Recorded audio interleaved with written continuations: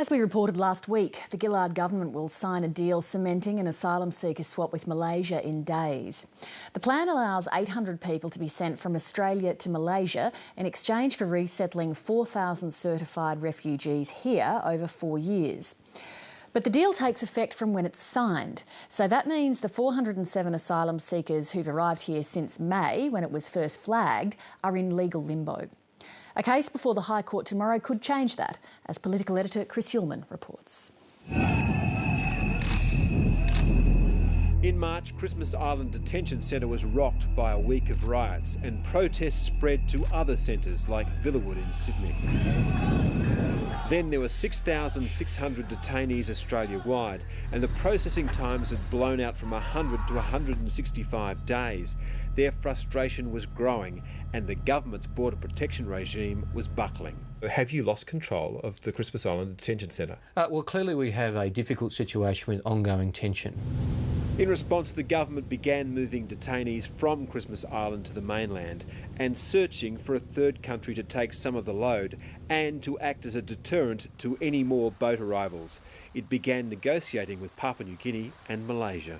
Under this arrangement, if someone seeks to come to Australia, then they are at risk of going to Malaysia and going to the back of the queue. 730 understands the so-called Malaysian solution was settled last week, and the deal is expected to be signed in Kuala Lumpur within days.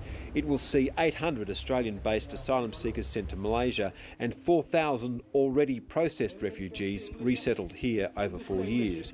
The People Swap deal will run from when it's signed, so the 407 asylum seekers who have arrived since May are stuck on Christmas Island without being processed, while the government searches for a country willing to take them. Look, it's quite clear that the government has no concrete plan to expel the hundreds of people who arrived after the announcement of the Malaysian solution. That includes a mother and a child who have a husband and father here. It includes a pregnant woman who has family here, and many children.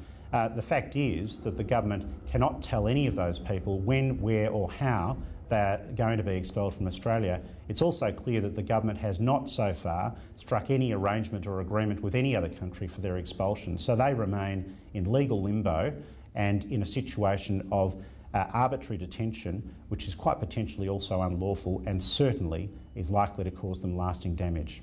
Tomorrow, refugee lawyer David Mann will be in the High Court for a hearing in a case he's running against the Commonwealth. His clients are a mother and child detained on Christmas Island. Their husband and father arrived earlier and has been determined as a refugee, but his family is in a legal netherworld. The mother and child will be asking the court for a timetable to have their case heard by the full bench of the High Court as soon as possible so this matter can be resolved. David Mann has beaten the Commonwealth in the High Court before, forcing it to allow asylum seekers access to the courts. If he wins again, it's likely the precedent will resonate beyond a single family.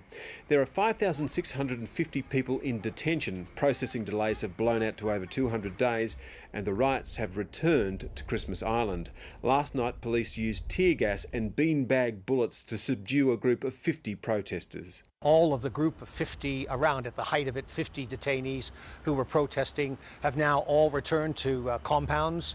There is one detainee who remains on the roof at Northwest Point. Negotiators have worked through the night with 3 who were there. We're now down to 1, and we're reasonably confident that he will be coming down through the day as well. It's understood the rioters were mostly Iranians whose asylum claims have been or are likely to be rejected, not the 407 in legal limbo. Quite a number of detainees are now at the end of the road. They have not succeeded in engaging Australia's protection obligations. They are in fact now facing removal and return. Political editor Chris Ullman.